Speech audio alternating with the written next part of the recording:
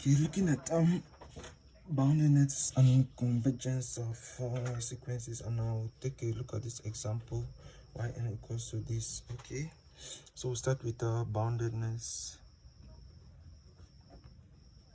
So when you talk about boundedness, it is a sequence that are bounded from above or below, that is has a lower and an upper bound. Okay, so you can write this sequence yn as ln of can take n squared on n squared, which is 1 plus 1 on n squared plus 1 on n squared.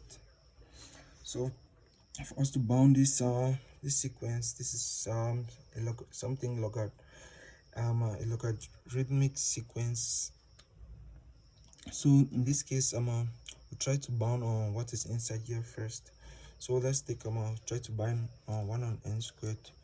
Okay, now we'll have that from here n is greater than or equals to 1, that is belonging to the set of natural numbers. From here can this means 1 on n is then less than or equals to 1 on 1. That is by taking the fraction, the inequality sign changes. So we'll then have 1 on n is then less than or equal to 1, and in this case it is for every n belonging to a set of natural numbers. In this case, we can then have that 0 is less than or equals to 1 on n, less than or equal to 1.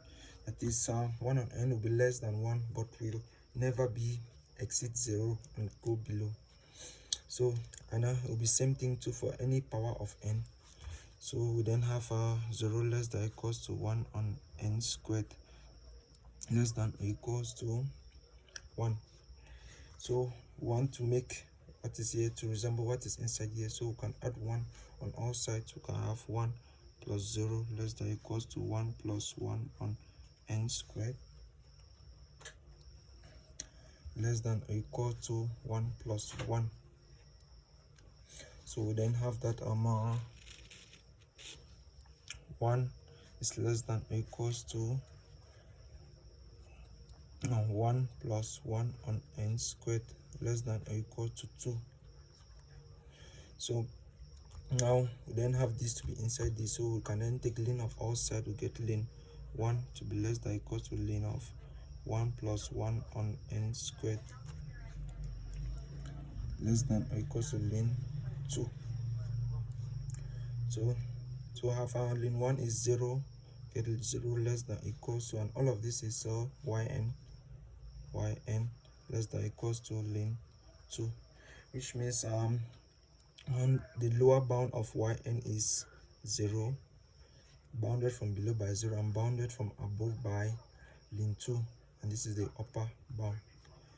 Okay, now if we now go now to our more convergence.